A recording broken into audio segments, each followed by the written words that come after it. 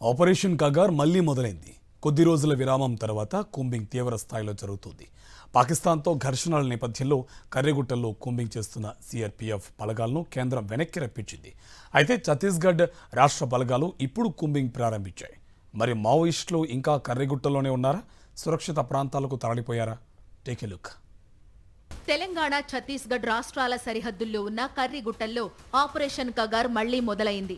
కర్రెగుట్టల్లో base camp ఏర్పాటు చేసుకున్న కేంద్ర బలగాలు గత నెల 21 నుంచి మావోయిస్టుల కోసం ముమ్మరంగా గాలింపు చర్యలు సాగిస్తున్నాయి. అయితే పాకిస్తాన్తో యుద్ధం కారణంగా ఈ నెల 9న కేంద్ర బలగాలను వెనక్కి పిలిపించారు. అయితే ఛత్తీస్గఢ్ బలగాల ఆధ్వర్యంలో మళ్లీ ఆపరేషన్ కగార్ మొదలవడంతో కర్రెగుట్టల్లో టెన్షన్ వాతావరణం ఏర్పడింది. ఇదే అదునుగా మావోయిస్టులు అప్రమత్తమయ్యారు.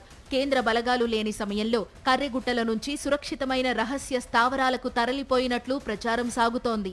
20 రోజుల పాటు కర్రెగుట్టల్లో కేంద్ర బలగాలు, ఛత్తీస్గఢ్ రాష్ట్ర బలగాలు విస్తృతంగా గాలించాయి. ఈ నేపథ్యంలో భద్రతా బలగాలు, మావోయిస్టుల మధ్య జరిగిన ఎదురు కాల్పుల్లో 33 మంది మావోయిస్టులు మృతి చెందారు. ఐఈడీ పేలుడు ఘటనలో తెలంగాణకు చెందిన 3 గ్రేహౌండ్ జవాన్లు మృతి చెందారు. మరో 4 జవాన్లు గాయపడ్డారు. ఆపరేషన్ కగార్ చివరి దశకు చేరుకుంటున్న సమయంలో పాకిస్తాన్తో యుద్ధం రావడం మావోయిస్టులకు వెసులుబాటు కల్పించినట్లయిందని భావిస్తున్నారు. ఈసారి కర్రెగుట్టల్లో ఆపరేషన్ పూర్తయ్యేంత వరకు కొనసాగించాలని ఛత్తీస్గఢ్ రాష్ట్ర ప్రభుత్వం పట్టుదలతో ఉంది. 6 నెలల పాటు కాల్పుల విరమణ పాటిస్తామని మావోయిస్టు పార్టీ లేఖ విడుదల చేసింది. చర్చలు జరపాలని పలు ప్రజా సంఘాలు కూడా కేంద్ర, రాష్ట్ర ప్రభుత్వాలను కోరాయి. ధర్నాలు కూడా చేశాయి.